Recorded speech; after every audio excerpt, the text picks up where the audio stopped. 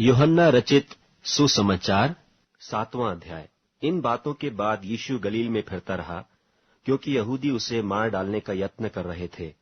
इसलिए वह यहूदिया में फिरना न चाहता था। और यहूदियों का मंडपों का पर्व निकट था। इसलिए उसके भाइयों ने उससे कहा, यहां से कूच करके यहूदिया में चला जा, कि जो काम तू करता है उन्हें तेरे चेले भी देखें। क्योंकि ऐसा कोई न होगा जो प्रसिद्ध होना चाहे और छिपकर काम करे। यदि तू यह काम करता है तो अपने तई जगत पर प्रकट कर, क्योंकि उसके भाई भी उस पर विश्वास नहीं करते थे। तब यीशु ने उनसे कहा, मेरा समय अभी तक नहीं आया, परंतु तुम्हारे लिए सब समय है। जगत तुमसे बैर नहीं कर सकता, परंतु वह मुझसे बैर करता है, क्योंकि मैं उसके विरोध में यह गवाही देता हूं कि उसके काम बुरे हैं। तुम पर्व में जाओ, मैं अभी इस पर्व में नहीं जाता, क्योंकि अभी तक मेरा समय पूरा नहीं हुआ। वह उनसे ये बातें कहकर गलील ही में रह गया। परंतु जब उसके भाई पर्व में चले गए तो वह आप ही प्रगट में नहीं, परंतु मानो गुप्त होकर गया। सो यहूदी पर्व में उसे यह कहकर ढूंढने लगे कि वह कहाँ है। और लोगों में उसके विषय में चुपके चुपके बहुत सी बातें हुई। कितने कहते थे, वह भला मनुष्य है, और कितने कहते थे, नहीं, वह लोगों को भरमाता है। तो भी यहूदियों के भय के मारे कोई व्यक्ति उसके विषय में खुलकर नहीं बोलता था। और जब पर्व के आधे दिन बीत गए तो यीशु मंदिर में जाकर उपदेश करने लगा। तब यहूदियों ने अचंभा करके कहा कि इसे बिना पढ़े विद्या कैसे आ गई। यीशु ने उन्हें उत्तर दिया कि मेरा उपदेश मेरा नहीं, परंतु मेरे भेजने वाले का है। यदि कोई उसकी इच्छा पर चलना चाहे तो वह इस उपदेश के विषय में जान जाएगा कि वह परमेश्वर की ओर से है या मैं अपनी ओर से कहता हूं। जो अपनी ओर से कुछ कहता है वह अपनी ही बड़ाई चाहता है, परंतु जो अपने भेजने वाले की बड़ाई चाहता है वही सच्चा है, और उसमें अधर्म नहीं। क्या मूसा ने तुम्हें व्यवस्था नहीं दी? तो भी तुम में से कोई व्यवस्था पर नहीं चलता। तुम क्यों मुझे मार डालना चाहते हो? लोगों ने उत्तर दिया कि तुझ में दुष्टात्मा है, कौन तुझे मार डालना चाहता है? यीशु ने उनको उत्तर दिया कि मैंने एक काम किया और तुम सब अचंभा करते हो। इसी कारण मूसा ने तुम्हें खतने की आज्ञा दी है। यह नहीं कि वह मूसा की ओर से है, परंतु बाप दादों से चली आई है। और तुम सब्त के दिन को मनुष्य का खतना करते हो। जब सब्त के दिन मनुष्य का खतना किया जाता है ताकि मूसा की व्यवस्था की आज्ञा टल न जाए, तो तुम मुझ पर क्यों इसलिए क्रोध करते हो कि मैंने सब्त के दिन एक मनुष्य को पूरी रीति से चंगा किया। मुंह देखकर न्याय न चुकाओ। तब कितने यरूशलेमी कहने लगे, क्या यह वही नहीं जिसके मार डालने का प्रयत्न किया जा रहा है? परंतु देखो, वह तो खुल्लम खुल्ला बातें करता है और कोई उससे कुछ नहीं कहता।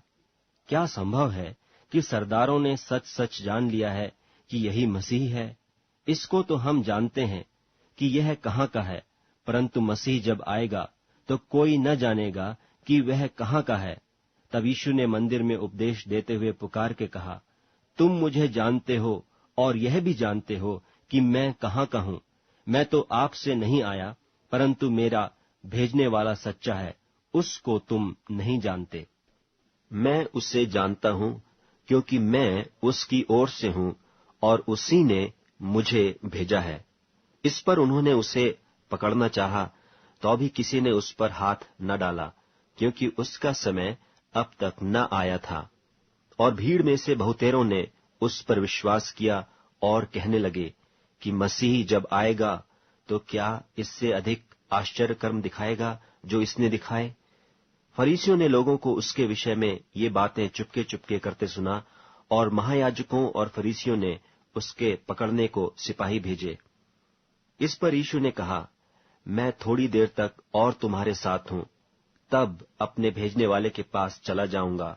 तुम मुझे ढूंढोगे परंतु नहीं पाओगे, और जहां मैं हूं वहां तुम नहीं आ सकते।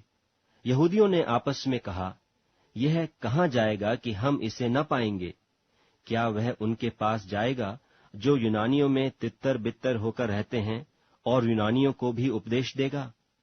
यह क्या बात है जो उसने कही कि तुम मुझे ढूंढोगे परंतु न पाओगे, और जहां मैं हूं वहां तुम नहीं आ सकते। फिर पर्व के अंतिम दिन जो मुख्य दिन है, यीशु खड़ा हुआ और पुकार कर कहा, यदि कोई प्यासा हो तो मेरे पास आकर पिए। जो मुझ पर विश्वास करेगा, जैसा पवित्र शास्त्र में आया है, उसके हृदय में से जीवन के जल की नदियां बह निकलेंगी। उसने यह वचन उस आत्मा के विषय में कहा जिसे उस पर विश्वास करने वाले पाने पर थे, क्योंकि आत्मा अब तक न उतरा था, क्योंकि यीशु अब तक अपनी महिमा को न पहुंचा था। तब भीड़ में से किसी ने ये बातें सुनकर कहा, सचमुच यही वह भविष्यद्वक्ता है। औरों ने कहा, यह मसीह है। परंतु किसी ने कहा, क्यों? क्या मसीह गलील से आएगा? क्या पवित्र शास्त्र में यह नहीं आया कि मसीह दाऊद के वंश से और बैतलहम गांव से आएगा, जहां दाऊद रहता था? सो उसके कारण लोगों में फूट पड़ी। उनमें से कितने उसे पकड़ना चाहते थे, परंतु किसी ने उस पर हाथ न डाला। तब सिपाही महायाजकों और फरीसियों के पास आए और उन्होंने उनसे कहा, तुम उसे क्यों नहीं लाए?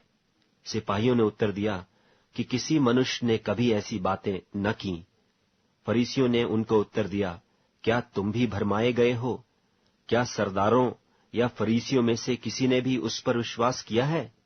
परंतु ये लोग जो व्यवस्था नहीं जानते श्रापित हैं। निकोदेमुस ने, जो पहले उसके पास आया था और उनमें से एक था, उनसे कहा, क्या हमारी व्यवस्था किसी व्यक्ति को जब तक पहले उसकी सुनकर जान न ले कि वह क्या करता है, दोषी ठहराती है? उन्होंने उससे उत्तर दिया, क्या तू भी गलील का है? ढूंढ और देख कि गलील से कोई भविष्यद्वक्ता प्रकट नहीं होने का। तब सब कोई अपने अपने घर को गए।